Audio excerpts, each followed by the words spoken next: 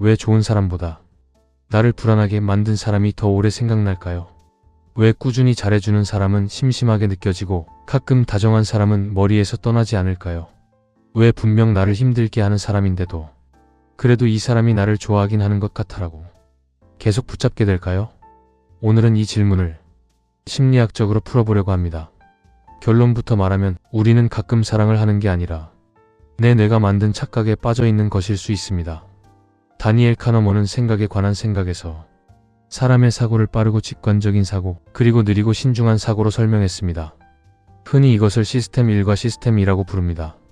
시스템 1은 빠르고 자동적이며 직관적으로 반응하고, 시스템 2는 더 느리지만 깊게 판단하는 사고 방식입니다.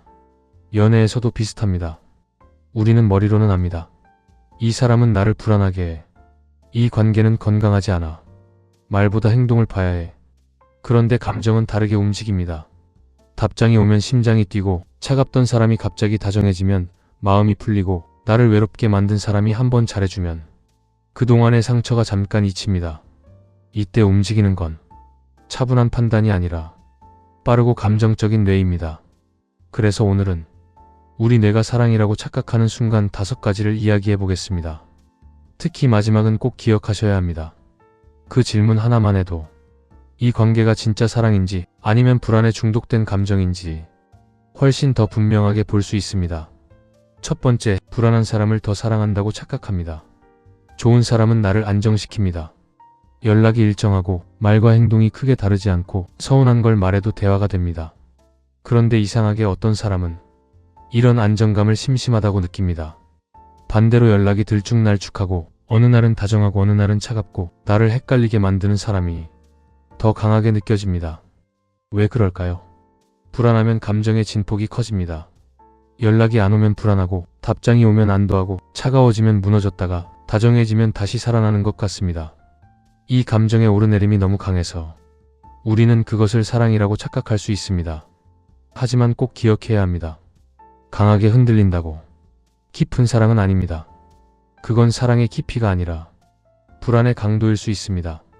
진짜 좋은 관계는 나를 계속 롤러코스터에 태우는 관계가 아니라 내 마음이 조금씩 안정되는 관계입니다. 두 번째, 잃을까 봐 두려운 마음을 사랑이라고 착각합니다. 카너먼과 아모스 트버스키의 전망 이론은 사람들이 손실과 이익을 대칭적으로 느끼지 않는다는 점을 설명했습니다. 우리는 어떤 것을 얻는 기쁨보다 잃는 고통에 더 민감하게 반응하는 경향이 있습니다. 이 개념은 흔히 손실회피로 설명됩니다. 연애에서도 이 손실회피는 굉장히 강하게 작동합니다.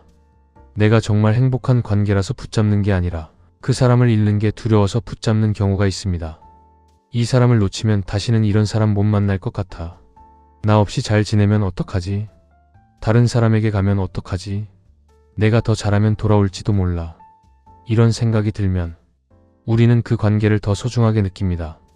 하지만 사실은 사랑이 커진 게 아니라 잃는 것이 무서워진 것일 수 있습니다.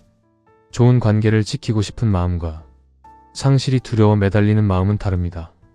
하나는 사랑이고 하나는 불안입니다. 그 차이를 보셔야 합니다. 세 번째, 가끔 잘해주는 사람을 더 못 잊습니다. 항상 차갑기만 한 사람은 오히려 정리하기 쉽습니다. 이 사람은 나한테 마음이 없구나. 이 관계는 아닌 것 같다. 이렇게 결론을 낼 수 있습니다. 그런데 정말 힘든 사람은 항상 차갑지 않습니다. 평소에는 무심하다가도 가끔은 너무 다정합니다. 보고 싶었어. 요즘 내 생각 많이 났어. 내가 좀 힘들어서 그랬어. 너밖에 없어. 이 한 번의 다정함이 그동안의 외로움을 덮어버립니다. 행동심리학에서 말하는 강화 스케줄 중에는 보상이 예측할 수 없게 주어질 때 행동이 강하게 유지되는 방식이 있습니다. 특히 변동비율 강화는 보상이 언제 올지 예측하기 어렵기 때문에 행동을 계속 반복하게 만드는 강력한 방식으로 설명됩니다. 연애에서도 비슷합니다. 언제 다정해질지 모르니까 더 기다리게 됩니다. 언제 연락이 올지 모르니까 더 확인하게 됩니다. 언제 다시 예전처럼 잘해줄지 모르니까 더 놓지 못합니다. 그러나 진짜 사랑은 가끔의 다정함으로 버티게 만드는 관계가 아닙니다.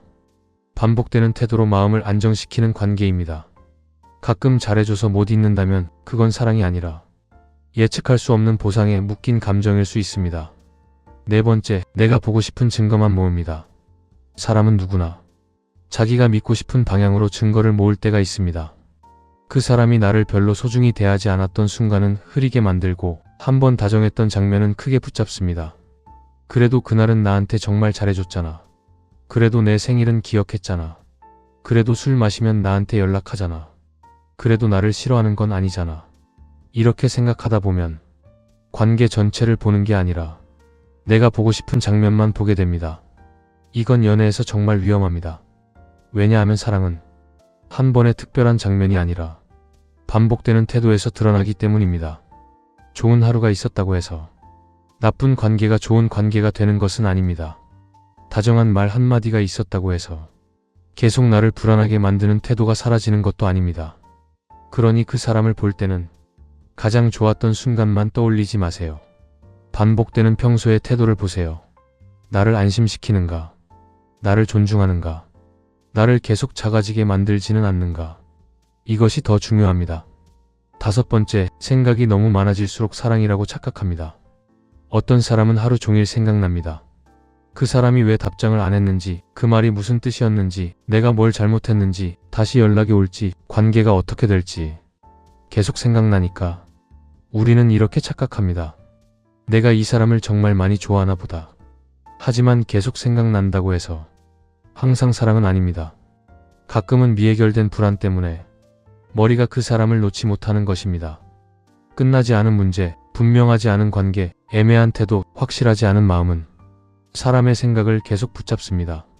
그러니까 자꾸 생각난다는 이유만으로 그 감정을 사랑이라고 단정하지 마세요. 그 사람이 생각나는 이유가 함께 있어서 행복했기 때문인지 아니면 나를 불안하게 해서 답을 찾고 있기 때문인지 구분해야 합니다. 마지막으로 이 모든 착각을 멈추기 위해 꼭 해봐야 할 질문이 있습니다. 나는 이 사람과 함께 있을 때 안정되는가? 아니면 불안할 때만 더 강하게 끌리는가? 이 질문은 불편할 수 있습니다. 하지만 정말 중요합니다. 진짜 사랑은 나를 계속 증명하게 만들지 않습니다.